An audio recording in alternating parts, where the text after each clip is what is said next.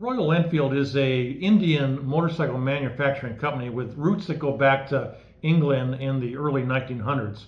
The original English Royal Enfield company was disbanded and sold the rights to their name and their tradition in the post-World War time frame to a company in India to continue manufacturing British-style motorcycles. In 2018, the company Royal Enfield opened up an office in the United States to increase their sales here. Worldwide, Royal Enfield sells motorcycles, has greater sales than that of Harley Davidson. But Royal Enfield's not that well known in the United States.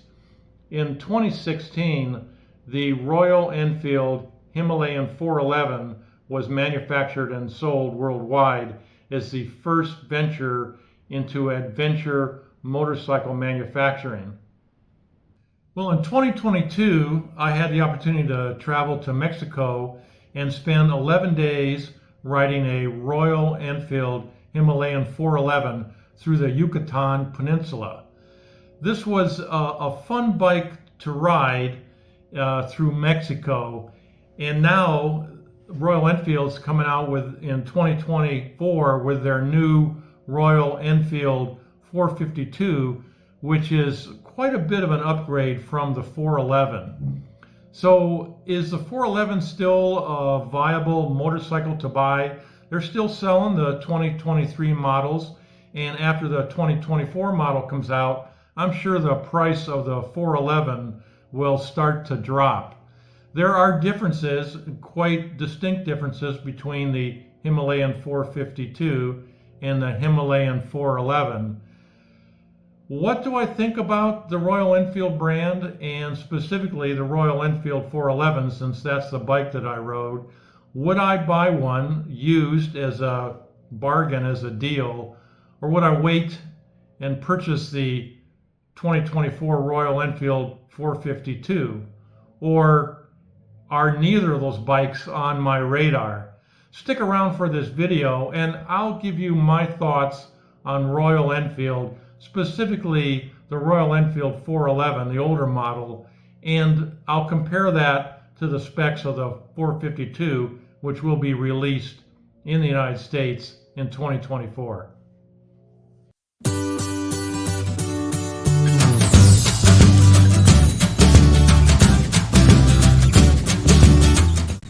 Well, I'm on another motorcycle adventure. This is my first day of an adventure. And no, I'm not in Oregon riding.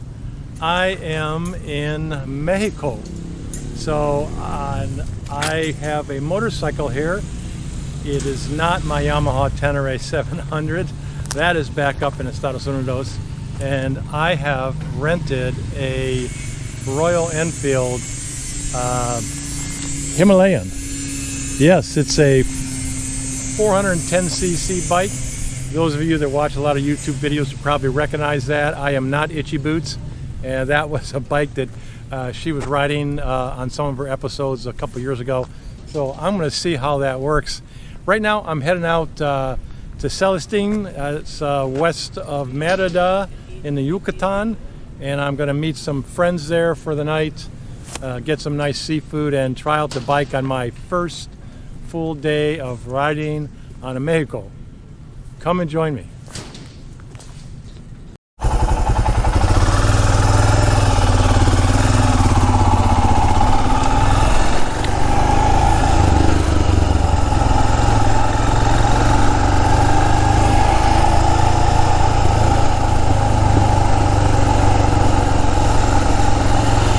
Well, I am heading out of Celestine. I think there's a is that a bus coming up? Oh, Scotty. Gracias. Yeah, I think there's a bus coming there, so I'll move on a little further. And I am heading to Campeche. I asked the proprietor of my hotel about how long it'll take, and he said about 2 to 2.5 hours. And he also said that the road is going to be rough and bumpy, and I'm going to have to take it slow and careful, so for me it's probably going to take longer than that. One of the first things I noticed about the 411 was the strange instrument cluster. There are three analog round dials. One is for speed, both in miles per hour and kilometers per hour. One is the fuel gauge, and the third is the tachometer. The bike also has ABS, switchable to turn the rear ABS brake off. There's the plaza, Central Plaza right here, where all the activity happens in the little moto taxis like you see in front of me, all over the place. A lot of motorcycles, of course. The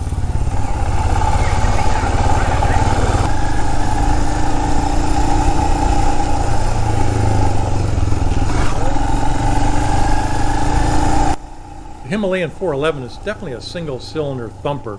You can hear that engine chugging along as I'm riding through the city.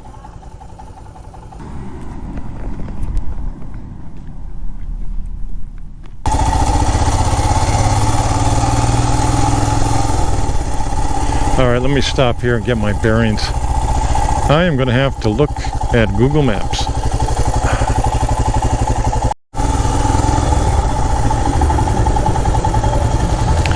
There's mom taking her child to or from school, it looks like. He's sitting in the front.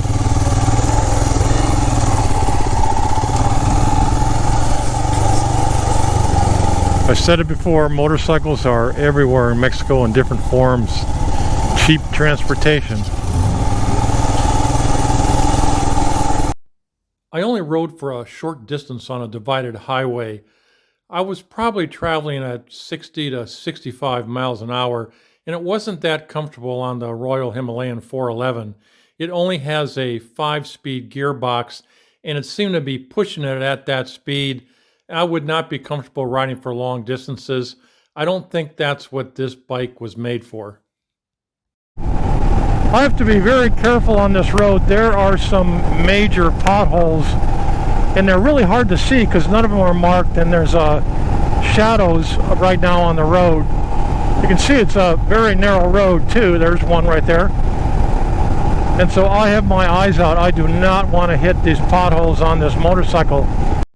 The front and rear suspensions on the Royal Enfield Himalayan are non-adjustable. They have about 7.9 inches of travel. I was carrying the weight of my luggage on the back rack, and when I hit topes, which are speed bumps or potholes in the road, I bottomed out many times. Pretty slow. And even so, I can't avoid them all. There's so many of them. One nice feature of the Royal Enfield Himalayan 411 is the rear rack. I was able to tie down my luggage on that rack just using bungee straps. The 411 also comes with engine guards in the front. Additional small bags could be attached to those if needed. The Himalayan has a low seat height of only about 31.5 inches. I found it very easy to get on and off the bike, even with the luggage strapped to the back rack.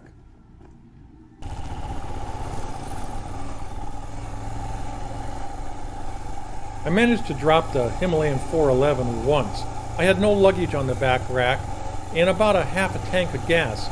Still, it was a little bit difficult to lift up. The Royal Enfield Himalayan 411 weighs 439 pounds wet. That's only about 10 pounds lighter than my Yamaha Tenere 700.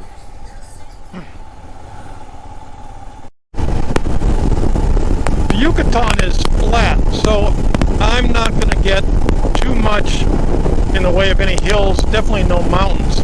So this won't be an exciting motorcycle ride. I'm not going to have any twisties at all.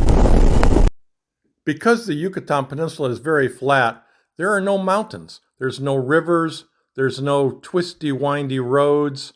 The elevation is perhaps a couple hundred meters above sea level at the most.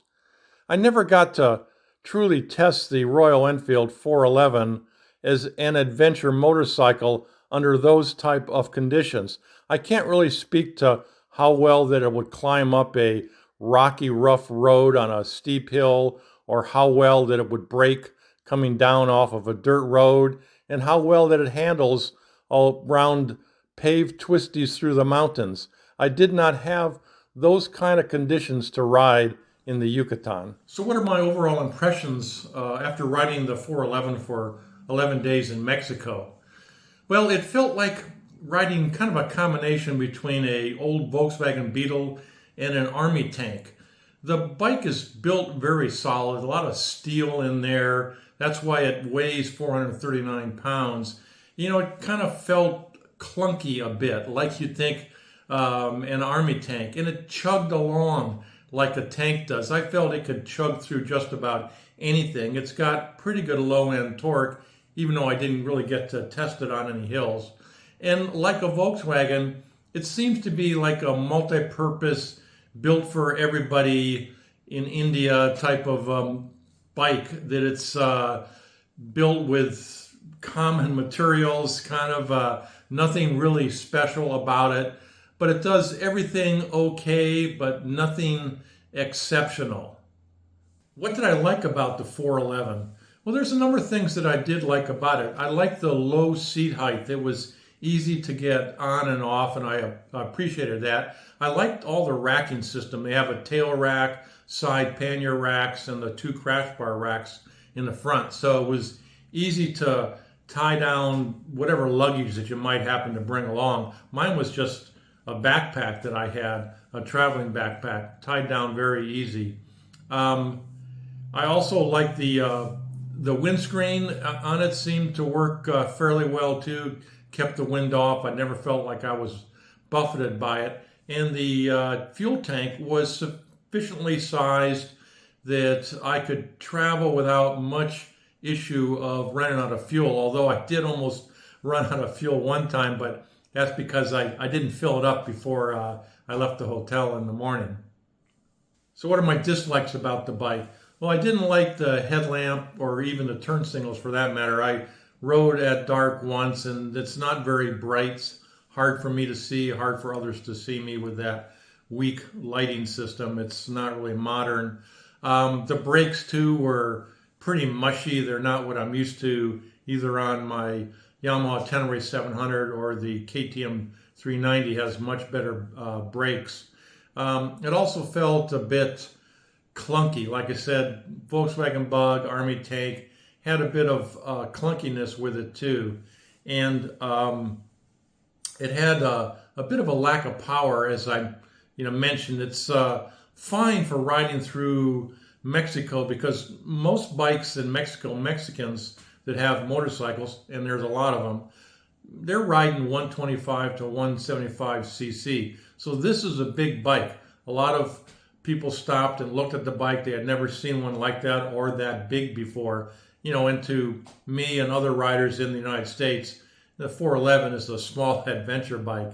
But yeah, it didn't have a great deal of power.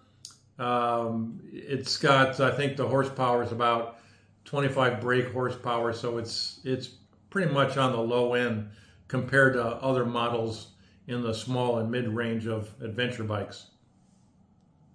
So how does the 411 model compare to the upcoming 450/452 model being released in 2024? Well, I put together a spreadsheet just to show some of the differences in specifications, of which there are a lot. Just real briefly here, the ones that stand out to me are the increase in size of the engine.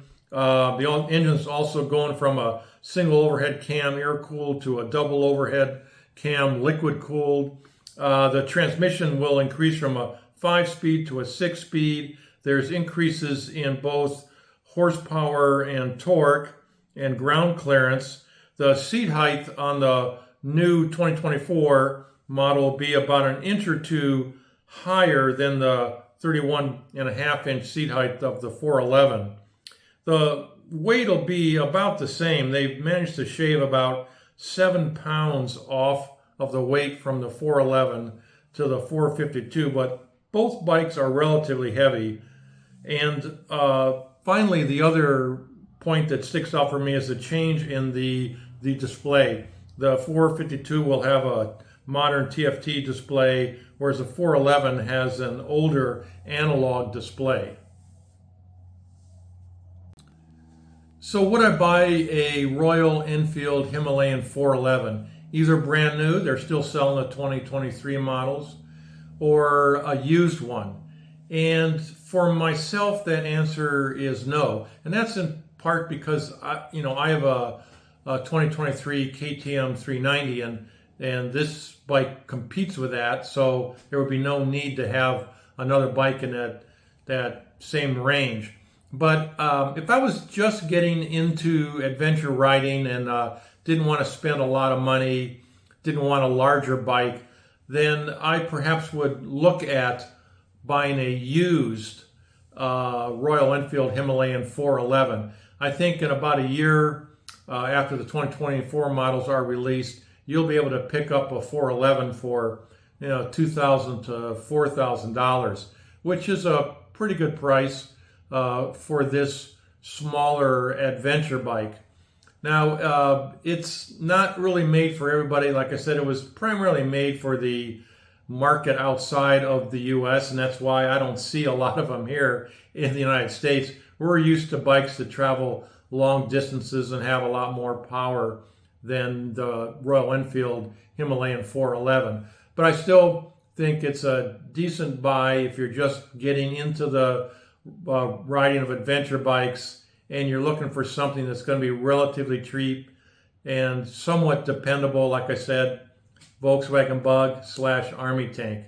But if you have a little bit extra change, you want something more modern, then I would wait and look at bikes in 2024, including the 452.